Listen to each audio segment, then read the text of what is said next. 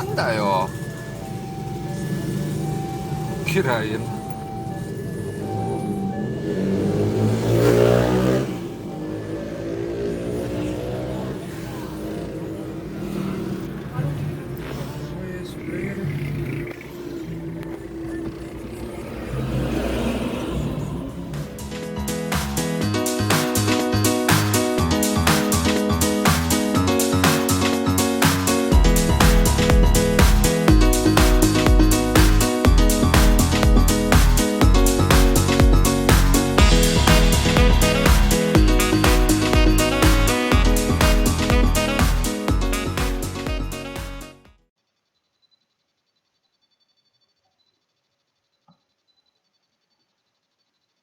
Hari ini kita masih membahas mengenai sifat-sifat operasi hitung. Namun kali ini kita akan lanjut ke bagian kedua, yakni perkalian bilangan bulat.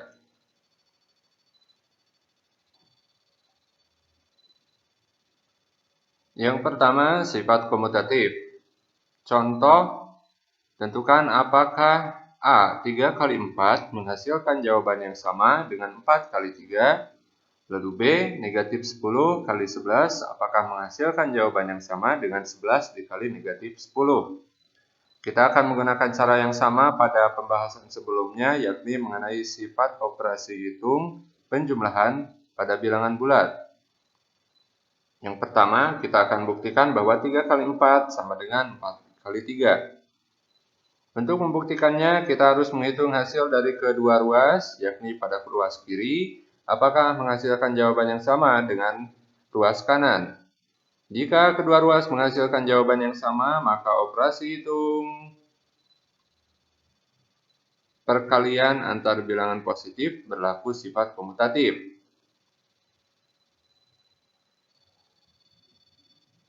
Kita akan langsung membuktikan 3 dikali 4, kita mulai dari ruas kiri. 3 kali 4 hasilnya 12. Lalu 4 dikali 3 hasilnya sama, 12. Maka pernyataan 3 kali 4 sama dengan 4 kali 3 bernilai benar dan berlaku sifat komutatif. Kita lanjut dengan membuktikan contoh soal bagian B. Negatif 10 dikali 11 apakah menghasilkan jawaban yang sama dengan 11 kali negatif 10.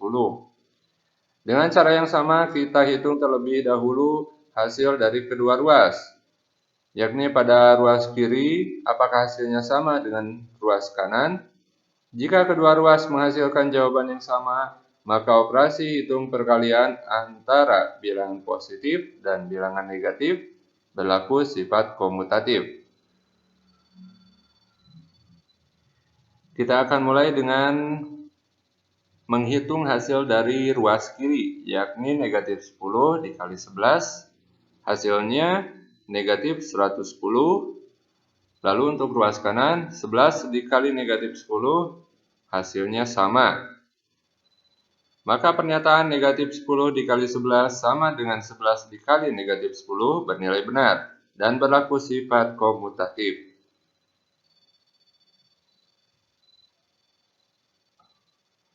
Yang kedua, sifat asosiatif. Contoh, tentukan apakah 3 dikali dalam kurung 4 kali 5 sama dengan dalam kurung 3 kali 4 lalu dikalikan 5. Lalu contoh yang kedua, yang B, dalam kurung negatif 10 kali 11 lalu dikalikan 2, apakah menghasilkan jawaban yang sama dengan negatif 10 dikali dalam kurung 11 dikali 2.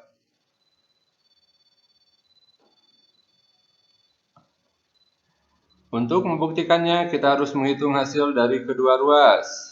Apakah pada ruas kiri menghasilkan jawaban yang sama dengan ruas kanan? Jika kedua ruas menghasilkan jawaban yang sama, maka operasi hitung perkalian antar bilangan positif berlaku sifat asosiatif. Kita akan mulai dengan ruas kiri, yakni 3 dikali dalam kurung 4 kali 5. Kita harus hitung dulu bagian dalam kurung, yakni 4 kali 5. Kita tulis kembali 3 dikali hasil dari bilangan-bilangan yang ada dalam kurung, yakni 4 kali 5, hasilnya 20. Lalu untuk 3 kali 4, hasilnya 12. Lalu dikalikan bilangan terakhir, yakni 5. Sekarang kita dapatkan pada ruas kiri 3 dikali 20 dan di ruas kanan 12 kali 5. Kita hitung terlebih dahulu, 3 kali 20 hasilnya 60.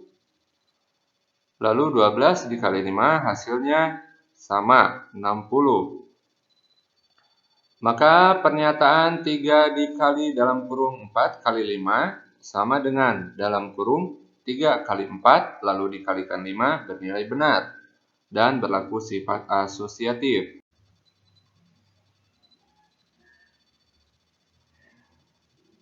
Selanjutnya contoh B dalam kurung negatif 10 kali 11 dikali 2 sama dengan negatif 10 dikali dalam kurung 11 dikali 2. Dengan cara yang sama kita hitung terlebih dahulu hasil dari kedua ruas, yakni pada ruas kiri dan ruas kanan. Jika kedua ruas menghasilkan jawaban yang sama, maka operasi hitung perkalian antara bilangan positif dan bilangan negatif berlaku sifat asosiatif. Oke, let's do it. Kita hitung terlebih dahulu bagian dalam kurung, yakni negatif 10 dikali 11, lalu hasilnya dikalikan 2. Nah, kita dapatkan negatif 10 dikali 11 hasilnya negatif 110, lalu dikalikan 2. Sekarang negatif 10 dikali dalam kurung 11 kali 2. Kita hitung terlebih dahulu bagian dalam kurung, yakni 11 dikali 2, hasilnya negatif 10 dikali 22. Terakhir, tinggal kita kalikan yang ruas kiri, negatif 110 dikali 2, hasilnya negatif 220. Lalu yang bagian ruas kanan, negatif 10 dikali 22, hasilnya negatif 220. Maka pernyataan dalam kurung negatif 10 dikali 11 dikali 2 sama dengan negatif 10 dikali dalam kurung 11 dikali 2 bernilai benar dan berlaku sifat asosiatif. Selanjutnya sifat ketiga yakni sifat distributif. Seperti biasa, supaya lebih jelas, kita langsung ke contoh soal.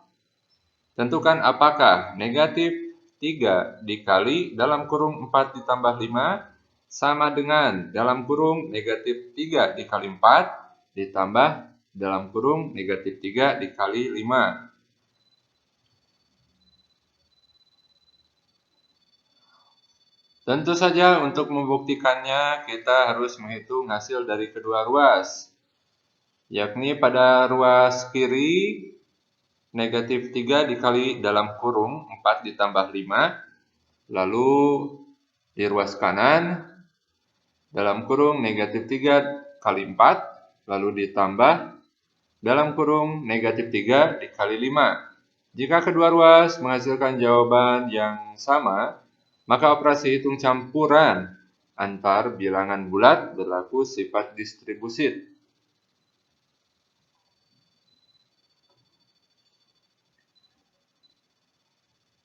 Seperti biasa, kita mulai dari ruas kiri.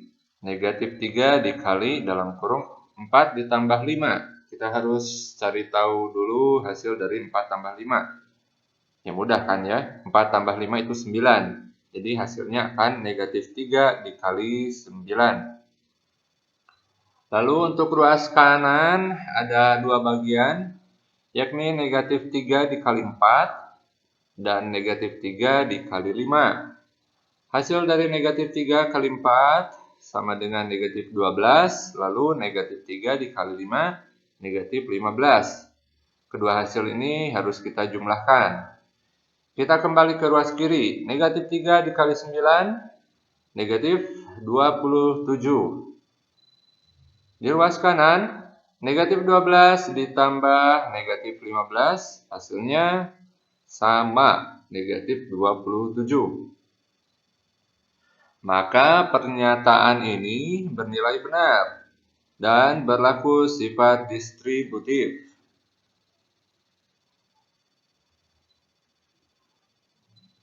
Nah, sekarang apa yang dimaksud dengan sifat distributif?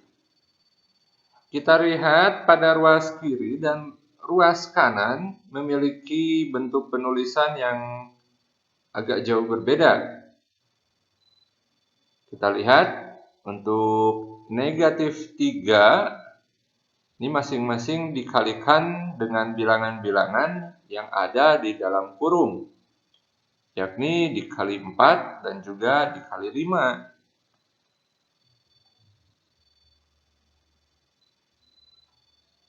Jadi, dengan kata lain, sifat distributif dapat diartikan sebagai sifat penyebaran.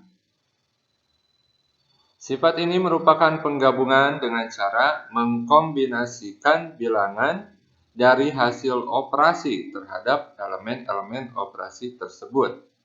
Sekian untuk hari ini, semoga kalian tetap bersemangat untuk menimba ilmu dimanapun kalian berada.